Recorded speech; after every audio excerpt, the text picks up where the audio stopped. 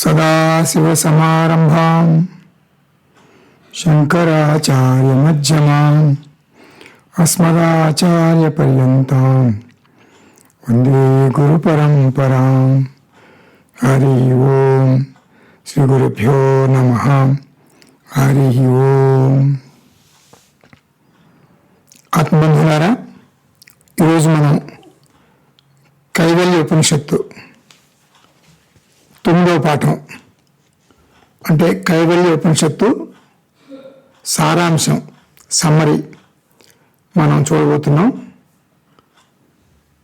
కైవల్య ఉపనిషత్తు అధర్వణ వేదానికి చెందుతుంది.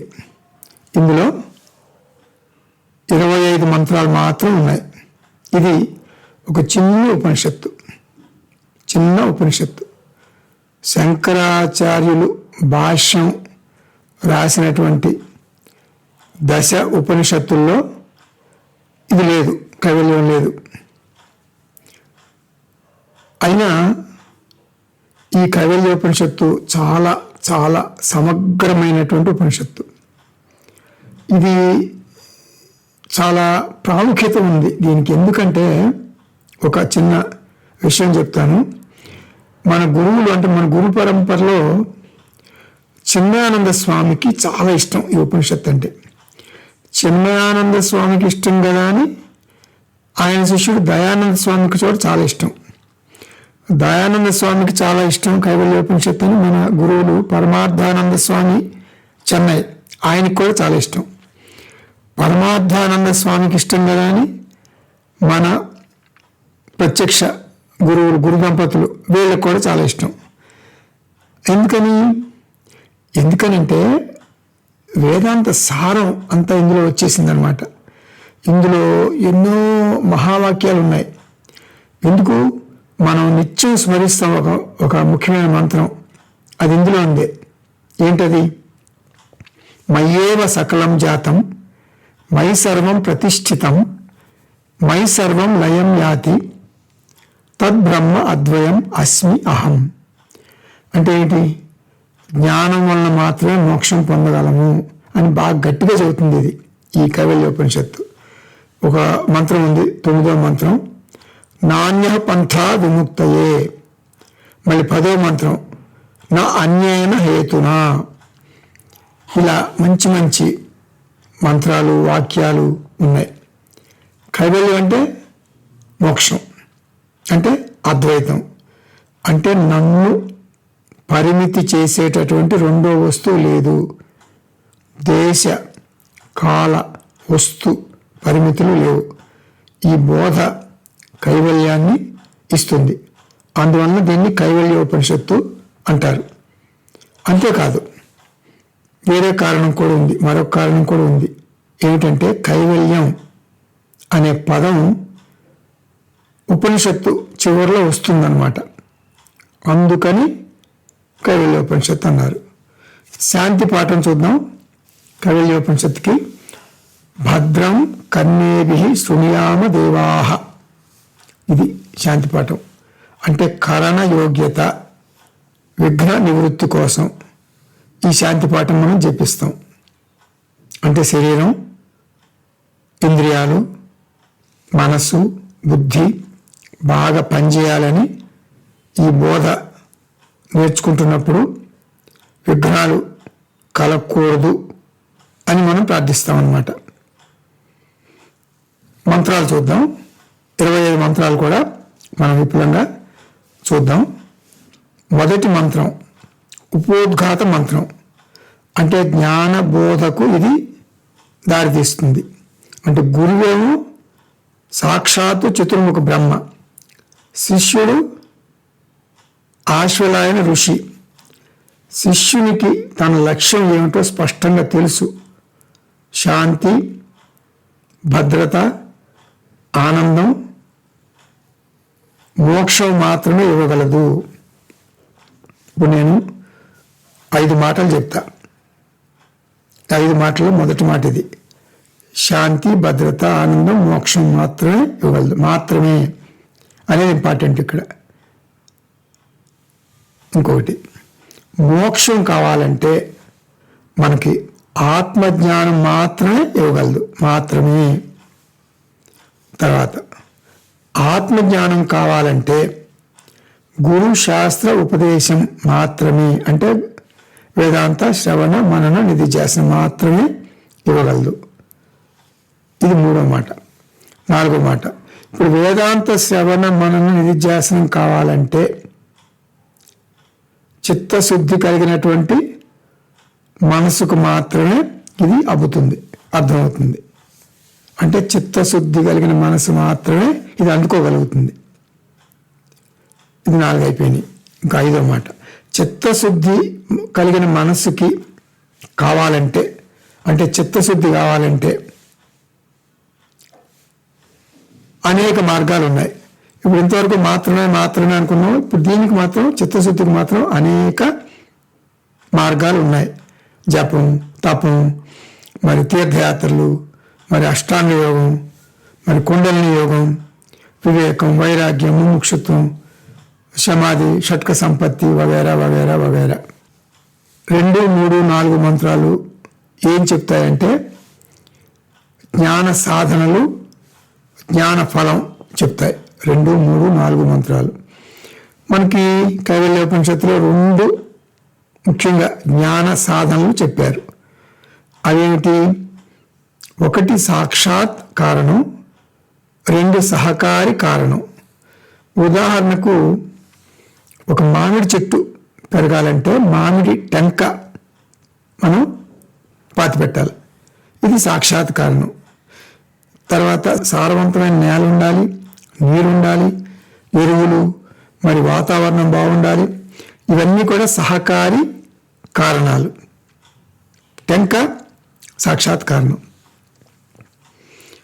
అలాగే వేదాంత శ్రవణ మనన నిధిధ్యాసనలు సాక్షాత్ కారణాలు. శ్రవణం అంటే ఏమిటి?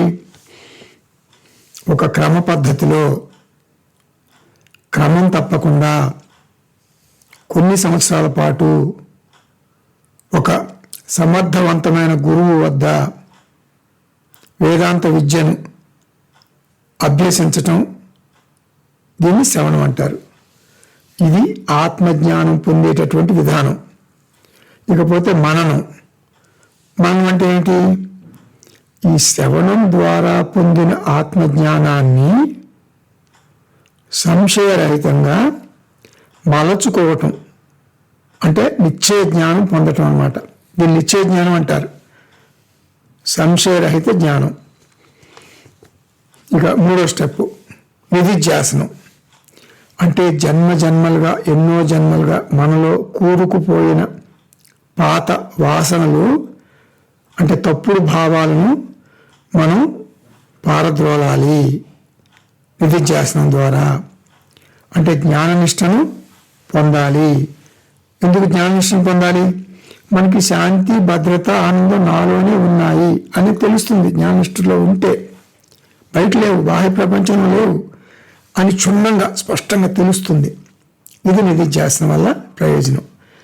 అంటే శ్రవణం వలన ఆత్మజ్ఞానం మనం పొందుతాం. మననం వలన నిస్సంశయ జ్ఞానం కలుగుతుంది. నిధిధ్యాసనం వలన రాగద్వేషాలు పోయి వాసనా నివృత్తి జరిగి జ్ఞాననిష్టలో ఉండగలుగుతాం. శ్రవణ మనన నిధిధ్యాసనలు ఈ 3 కలిపి జ్ఞానయోగం అంటారు, లేదంటే వేదాంత విచారణ అంటారు. ఇది సాక్షాత్ కారణం. వేదాంత శ్రవణ మనన నిధిధ్యాసనలను చతుర్ముఖ బ్రహ్మ ఈ కైవల్యోపనిషత్తులో కొత్త భాషలో పరిచయం చేశాడు. అంటే శ్రద్ధ, భక్తి, ధ్యాన యోగాత్ అవైహి అంటారు. మనం ఇలా అన్వయించుకోవాలి. ఎలా అన్వయించుకోవాలి? శ్రద్ధ అంటే శ్రవణం, భక్తి అంటే మననం, ధ్యాన యోగం అంటే నిధిధ్యాసనం, ఇలా మనం అన్వయించుకోవాలి. ఆ తర్వాత సహకారి సాధన గురించి చెప్పారు. శాస్త్రంలో చెప్పినటువంటి కొన్ని విలువలు చెప్పారు. ఒక ముఖ్యమైన విలువ త్యాగే నైకే అమృతత్వం ఆనశుహు. ఇతరుల మీద ఆధారపడటం మానుకోవాలి. ఆధారపడితే మనం ఏ పని చేయలేము సొంతంగా. అంటే ఏకాంతంగా ఉండటం అలవాటు చేసుకోవాలి. ఒంటరిగా మౌనంగా వాకింగ్కి వెళ్ళాలి. ఇంట్లో ఒంటరిగా కొంతసేపు గడపాలి. లేకపోతే మరి ఒక ఆశ్రమానికి వెళ్ళి కొన్ని రోజులు ఏకాంతంగా ఉండాలి.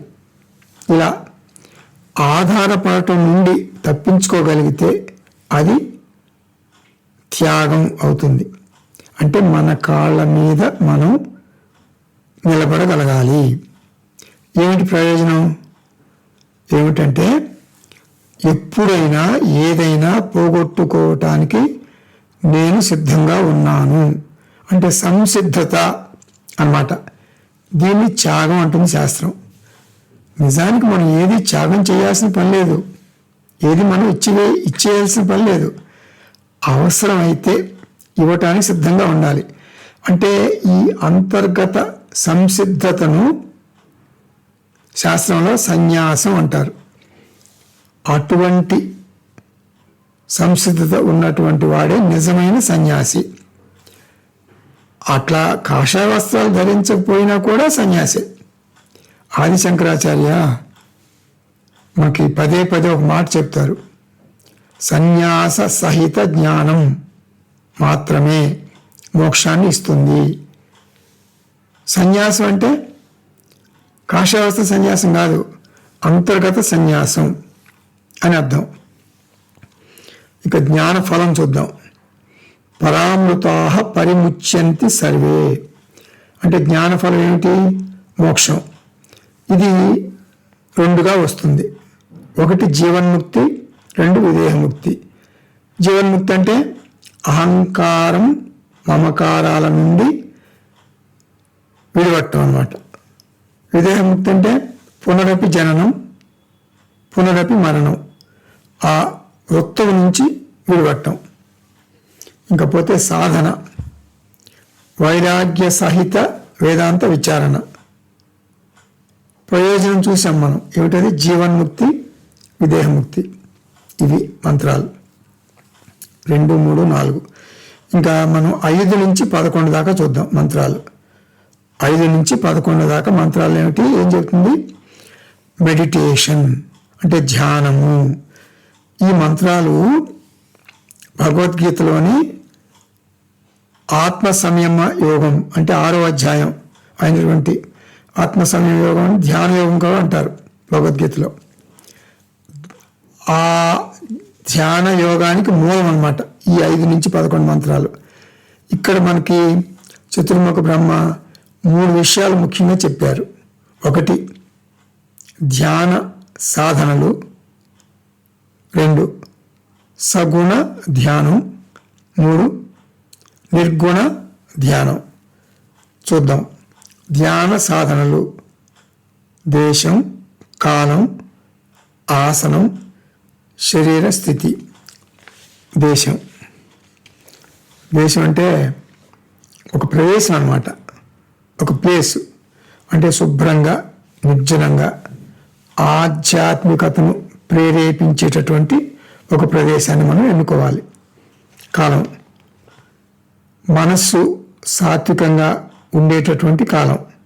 అంటే పరుగులు పెట్టకుండా, నిద్ర రాకుండా అటువంటి మనసు అలా ఉండాలి కండిషనల్గా.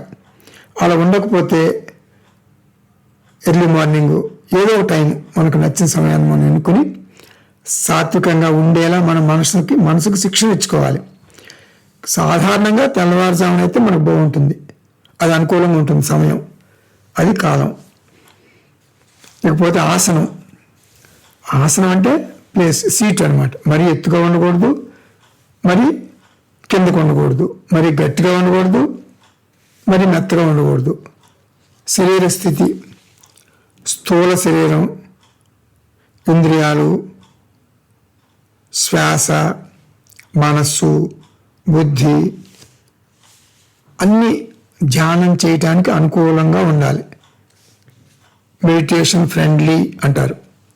భగవద్గీత 6వ అధ్యాయం ఈ మెడిటేషన్ గురించి చాలా వివరంగా చెప్పింది. ఇంకా చెప్పాలంటే కైవల్యోపనిషత్తులో భగవద్గీతలో చెప్పని 2 అంశాలు కొత్తగా చెప్పింది. ఒకటి అత్యాశ్రమస్థః. అత్యాశ్రమం అంటే అన్నిటికంటే గొప్ప ఆశ్రమం, అంటే సన్యాస ఆశ్రమం. అంటే మనం సన్యాసిలాగా ధ్యానం చేయాలి. అంటే గృహస్థులాగా చేస్తే మనకి అనేక బెంగలు ఉంటాయి. మనం తల్లి, తండ్రి అలా ఏ పాత్రలో ఉన్నా కూడా బెంగలు తప్పవు. అందువల్ల ధ్యానం చేసేటప్పుడు అసంగత్వం అలవర్చుకోవాలి. అంటే నేను భర్తను కాదు, నేను భార్యను కాదు, ఇలా అనుకోవాలన్నమాట. అట్లా సంగత్వం పెంచుకోవాలంటే గురువుతో లేదా దైవంతో పెంచుకోవాలి. అది అత్యాశ్రమస్థ అంటే అది. రెండోది ఏంటంటే మనకు భగవద్గీతలో చెప్పని అంశం ఇక్కడ చెప్పింది, విరుధ్య భక్త్యా స్వగుణం ప్రణమ్య. అంటే గురువుని తలుచుకోవాలి మెడిటేషన్ చేసేటప్పుడు. గురువుని తలుచుకుంటే గురు బోధ గుర్తొస్తుంది. ఇంకోటి సగుణ ఈశ్వర ధ్యానం. దీన్ని ఇష్టదేవత ధ్యానం అంటారు. అంటే కైవల్యోపనిషత్తులో మనకి ఇష్టదేవత ఎవరు? శివుడు సూచించారు కైవల్యోపనిషత్తులో. 7వ మంత్రంలో చెప్పారన్నమాట ఈ విషయం. ఉమా సహాయం పరమేశ్వరం ప్రభుం. అంటే శివుడి మీదే మనం ధ్యానం చేయాలి అనే నియమం లేదు. ఉపనిషత్తులో అలా చెప్పారు, ఒక ఉదాహరణగా చెప్పారు శివుణ్ణి. మీరు మీ ఇష్టదేవతని ఎవరైతే వాళ్ళని ఎన్నుకోవచ్చు.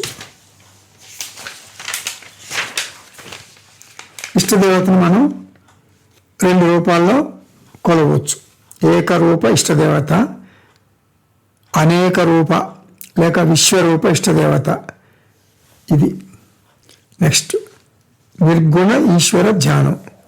ఇది 6వ మంత్రంలో చెప్పారు. ఆది మధ్యాంత విహీనం ఏకం. ఇది నిర్గుణేశ్వర ధ్యానం. అంటే నిర్గుణ బ్రహ్మకు రూపం, గుణం లేవు. అయితే మీరు ఇక్కడ ఒక ప్రశ్న వేస్తారు, ఏంటది? నేను ఏకరూప, అనేక రూప, అరూప ఈశ్వరుడు, ఈ 3 నేను దేని మీద ధ్యానం చేయాలి అని అడుగుతారు మీరు. సమాధానం ఏమిటంటే, మీరు ఆధ్యాత్మిక ప్రయాణంలో ఏ దశలో ఉన్నారు దాన్ని బట్టి చేయాలి. మీరు వేదాంత శ్రవణ మననాలకు రాకముందు సగుణ ఈశ్వర ధ్యానం చేయాలి. అది మీకు జ్ఞాన యోగ్యత ప్రాప్తిని ఇచ్చి జ్ఞానం పొందేందుకు తోడ్పడుతుంది. ఒకవేళ మీరు ఇప్పటికే వేదాంత శ్రవణ మననాలు చేసి ఉంటే నిర్గుణేశ్వర ధ్యానం చేయాలి. సగుణ ధ్యానం ఉపాసన అంటారు. నిర్గుణ ధ్యానాన్ని నిధిధ్యాసనం అంటారు. అంటే జ్ఞానం పొందక ముందు ఉపాసనం, జ్ఞానం పొందిన తర్వాత చేసేటటువంటి ధ్యానం నిధిధ్యాసనం అన్నమాట. ధ్యాన ఫలం, సగుణ ధ్యానం చేస్తే మోక్షం రాదు, కానీ జ్ఞాన యోగ్యత ప్రాప్తినిస్తుంది. నిర్గుణ జ్ఞానానికి సంసిద్ధులను చేస్తుంది. నిర్గుణ ధ్యానం చేస్తే జ్ఞాన నిష్ట కలుగుతుంది. నా అణువణువులోనూ అహం బ్రహ్మాస్మి జ్ఞానం జీర్ణించుకుపోతుంది. నేను ముక్త పురుషుణ్ణి అనే విషయం అప్రయత్నంగా నాలో ఉంటుంది. లేకపోతే ఎవరైనా నీవు ముక్త పురుషుడువా అని అడిగితే వెంటనే జవాబు చెప్పను, ఆలోచిస్తాను ఏమని చెప్పాలి. మరి నేను ఇంకా ముక్త పురుషుణ్ణి కాలేదు, సగమయ్యాను అనాలా? మరి ఇలాంటి గురువు గారు మరి బాధపడతారేమో, ఇలా సందిగ్ధ అవస్థలో ఊగిసలాడతాను.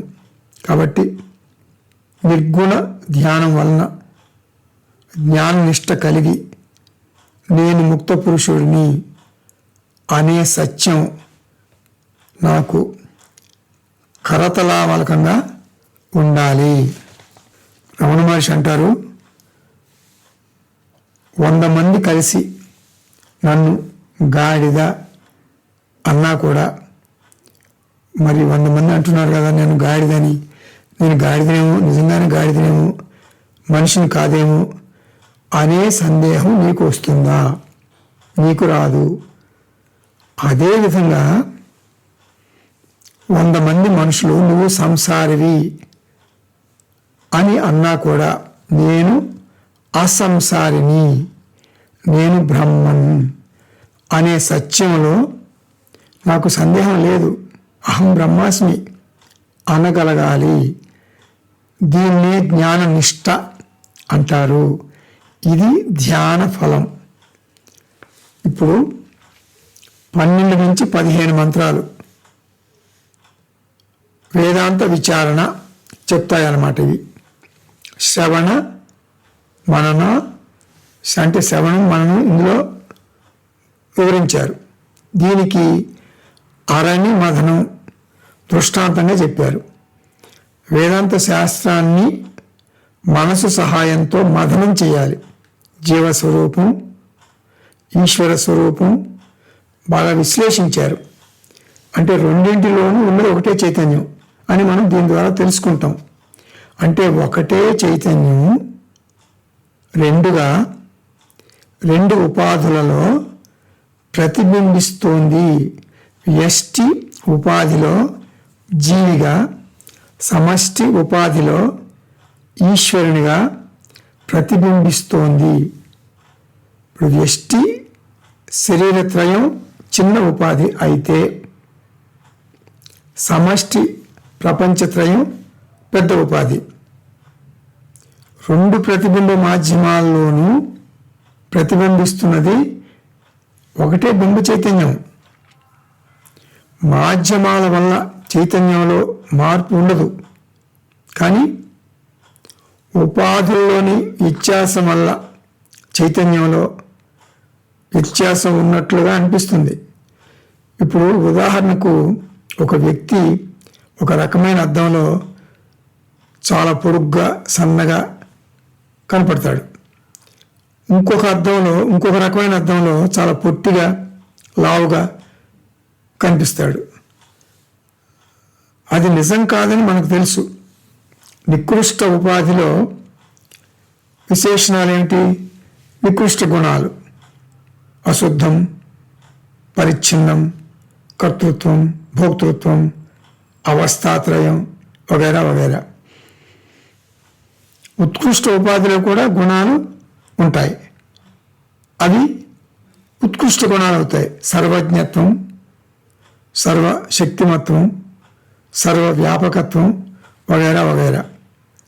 ఒకరు దాసుడు అయితే ఇంకొకరు స్వామి, ఒకరు కార్యం అయితే ఇంకొకరు కారణం, ఒకరు కర్మఫల భోక్త అయితే ఇంకొకరు కర్మఫల దాత. ఇలా భిన్నమైన గుణాలు ఉంటాయి. శుద్ధ చైతన్యానికి ఏం గుణాలు ఉంటాయి? ఉత్కృష్ట గుణాలు ఉన్నాయా, నికృష్ట గుణాలు ఉన్నాయా? రెండూ ఉండవు. సర్వజ్ఞత్వం లేదు, అల్పజ్ఞత్వం లేదు. అవి ఆపాదించబడినటువంటి గుణాలు. ఈ తేడాలు ఉపాధి వల్ల వచ్చాయి. జ్ఞానం ఏమిటంటే జీవుని గుణాలు నిజం కాదు, పరమాత్ముని గుణాలు కూడా నిజం కాదు. అలా గుణాలను విడదీసి నిర్గుణ చైతన్యంగా చూడగలగటం చేయాలి మనం. అంటే భిన్న అద్దాలలో భిన్న రూపాలు నిజం కాదు అని తెలిసింది కదా మనకి. అలా భిన్న ఉపాధుల్లో భిన్న రూపాలు నిజం కాదని ఎలా తెలుసుకున్నామో, అలాగే ఈశ్వరుని కారణత్వం, జీవుని కార్యత్వం రెండు కూడా నిజం కాదు, ఆరోపించబడినాయి అని తెలుసుకోవాలి. ఒకటే చైతన్యం రెండుగా కనిపిస్తుంది. మనం ఇది 14వ మంత్రంలో చూస్తాం. పురత్రయే క్రీడతి యచ్చ జీవ, ఇది జీవాత్మ. ఆధారం ఆనందం అఖండం బోధం యస్మిన్ లయం యాతి పురత్రయంచ, ఇది పరమాత్మ. పరమాత్మగా కారణం, జీవాత్మగా కార్యం. జీవాత్మ పురత్రయాల్లో అవస్థపడుతుంటే పరమాత్మ పురత్రయాలను తనలో లయం చేసుకుంటాడు. మరి శుద్ధ చైతన్యం మాట ఏమిటి? అది కార్యకారణ విలక్షణం. మరి జీవుడు ఏమిటి? చైతన్యం. ఈశ్వరుడు ఎవరు? చైతన్యం. తేడాలేమిటి? లేవు, ఆరోపించబడ్డాయి. ఇది వేదాంత విచారణ. ఇది భాగ త్యాగ లక్షణం ద్వారా తెలుసుకోవాలి. గుణాలను విడగొట్టి చైతన్యాన్ని మాత్రమే చూడాలి. అంటే ఫిజికల్గా చేయలేము మనం, ఇంటెలిజెంట్గా చేయాలి, మానసికంగా చేయాలి. ఇలా చేయగలిగితే జీవాత్మ పరమాత్మ ఐక్యం మనం చూడగలుగుతాం. ఇప్పుడు 16 నుంచి 23 మంత్రాలు. 16 నుంచి 23 ఇది మహావాక్య మంత్రాలు అన్నమాట. జీవాత్మ పరమాత్మ ఏకత్వాన్ని సూచించే వాక్యాలను మహావాక్యాలు అంటారు. 16వ మంత్రంలో ఉంది, సూక్ష్మాత్ సూక్ష్మతరం నిత్యం తత్వం ఏవ త్వమేవ తత్. జీవాత్మ పరమాత్మల్లో సమానంగా ఉన్న పదం ఏమిటి? ఆత్మ. నికృష్ట ఉపాధి వాడితే జీవాత్మ అయింది, ఉత్కృష్ట ఉపాధి వాడితే పరమాత్మ అయింది. ఉపాధి లేకుండా చూస్తే ఉండేమిటి? ఒకటే, అది ఆత్మ. అంటే అల నుంచి నామరూపాలు తీసేస్తే ఏముంది? నీరు. సముద్రం నుంచి నామరూపాలు తీసేస్తే ఏముంది? నీరు. అల, సముద్రం నామరూపాలు మాత్రమే. నామరూపాలు లేకపోతే ఉన్నదంతా నీరే. ఇదే అహం బ్రహ్మ అస్మి జ్ఞానం. ఫలం అంటే ప్రయోజనం. అహం బ్రహ్మాస్మి జ్ఞానం వెంటనే మోక్షాన్ని ఇస్తుంది. అలకు తను అల కాదు, తను నీరు అని తెలియగానే మరణ భయం పోతుంది. నీటిగా తనకు మరణం లేదని తెలుసుకుంటుంది. ఇప్పుడు 24, 25 మంత్రాలు ఉపసంహార మంత్రాలు. ఎవరికైనా కైవల్యోపనిషత్తు అధ్యయనం ద్వారా ఆత్మజ్ఞానం రాకపోతే వాళ్ళు అదనంగా శిక్షణ తీసుకోవాలి. అంటే పదే పదే కర్మయోగం, పదే పదే ఉపాసనా యోగం అట్లా చేయాలన్నమాట. అంటే కొంతకాలం కర్మ ఉపాసనలు చేయాలి. అందులో ఒకటి శాస్త్ర పారాయణం. అంటే కైవల్యోపనిషత్తు మంత్రాలు పారాయణ చేస్తే జ్ఞానయోగ్యత ప్రాప్తి వస్తుంది.